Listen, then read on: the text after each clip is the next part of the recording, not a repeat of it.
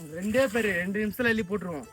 ஏன் யாரா என்னடா சொல்லிட்டு தானே பார்க்குறீங்க? வாங்க காய்ஸ் சொல்கிறேன். சாயங்காலம் ஒரு 3 மணிக்கு எங்கள் அம்மா மலாட்டு கூடி எடுத்துருந்தா டிராக்டர் எடுத்துனோடான்னு சொன்னாங்க. நம்மளும் டிராக்டர் எடுத்துன்னு போனோம். நம்ம நேற்றே சொன்னாங்க காய்ஸ் மலாட்டெலாம் பிடுங்கணும், மலாட்டை பிடுங்குற ஸ்டேஜ் ஆயிடுச்சு. அதனால தான் பார்த்தீங்கன்னா இன்னைக்கு பிடிங்காச்சு. நான் ஒரு 3 மணி போல் டிராக்டர் எடுத்துமே விட்டேன். 3 மணிக்கெல்லாம் செம்ம வெயில் ஆச்சு. அம்மா என்ன சொன்னாங்கன்னா 3:30 மணிக்கு போகலாம்டா வாடா அப்படின்னாங்க. சரி நம்மளும் ஒரு அரை மணி நேரம் கழிச்சு போகலான்னு பார்த்தா அதுக்கப்புறம் பார்த்தீங்கன்னா நம்ம அம்மாவே பார்த்தீங்கன்னா கொடி ஏற்றினுக்கிறாங்க நம்மளுக்கு முன்னாடியே. எங்கள் அத்தை பையன் வேறு ஊருக்கு வந்திருக்காங்க. எங்கள் அத்தை பையனும் எங்கள் அண்ணனும் மலையனூர் போயிட்டாங்க. அதனால தான் நம்ம மலாட்டு கொடி ஏற்றினதுக்கு ஆளுங்க கம்மியாக. அதனால தான் நம்ம அம்மா என்ன சொன்னாங்க, அரை மணி நேரம் கழிச்சு ஏற்றிக்கலாம்டா, ஒரு இவனுங்களும் வந்துடுவானுங்க அப்புறம் ஏற்றிக்கலான்னு. நம்ம அம்மா சும்மா ஒரு 6 லோடு மட்டும் ஏற்றிட்டு இருப்பாங்க பொழுது. அப்புறம் போய் நான் கேட்டேன், எதுக்குமா இப்போ ஏற்றுறேன், அவனுக்கு வந்த பிறகு ஏற்றலாம்னு சொன்னேன். இப்போயாமா ஏற்றணும் 6 லோடு மட்டும் எடுத்து கொட்டிடுறான், அவனுக்கு வரத்துக்கு அரை மணி நேரம் ஆகும், அது வரைக்கும் நாங்கள் பிரிச்சுன்னு சொன்னாங்க. நான் மலாட்டு கொட்டி எடுத்து கொட்டி டிராக்டர் எடுத்து ஒரு 10 நிமிஷம் நிப்பாட்டி வச்சிருந்தேன். அதுக்கப்புறம் பார்த்தீங்கன்னா நம்ம அத்தை பையனும் எங்கள் அண்ணனும் வந்துட்டாங்க. ஒரு ஏன் இன்னைக்கு நானும் எங்கள் அத்தை பையன் எங்கள் அண்ணன் எல்லாரும் சேர்ந்து மலாட்டு கொடி எடுத்து வீட்டாண்ட இன்னைக்கு கொஞ்சமாக தான் மலாட்டை வச்சிருக்காங்க. நாளைக்கு தான் உட்காந்து மலாட்டை போயிருப்பேன். அதுவும் இல்லாமல் நம்ம அரை கேணி தான் மலாட்டை பிடிங்கிருக்கோம். இன்னும் ஒரு பாதி கேணி இருக்கு. அந்த பாதி கேணி நாளைக்கு தான் அவ்வளோதான் கைஸ். எல்லா வேலையும் முடிஞ்சிச்சு. நானும் எங்கள் அத்தை பையனும் வீட்டுக்கு கிளம்பிட்டோம். Okay guys, bye. ஒரு மறக்காமல் இன்னொன்று சொல்ல மறந்துட்டேன். மறக்காமல் லைக் அண்ட் ஃபாலோ பண்ணிட்டு போங்க கைஸ்.